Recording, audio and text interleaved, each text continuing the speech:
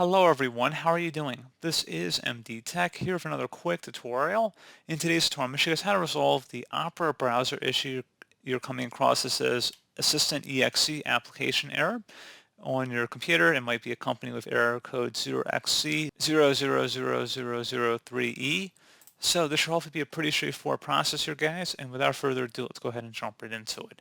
So you want to start off by opening up the search menu and type in apps and features. Best match, so come back with apps and features. Go ahead and open that up. In the apps list field, go ahead and search for Opera, and then you want to select the three-dot icon next to it and select the uninstall button, and then select uninstall. Select the reinstall button, and give it a moment here.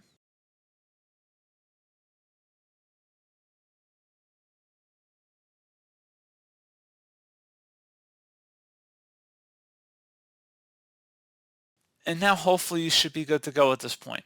So pretty straightforward process, guys. I do hope I was able to help you out, and I do look forward to catching you all in the next tutorial. Goodbye.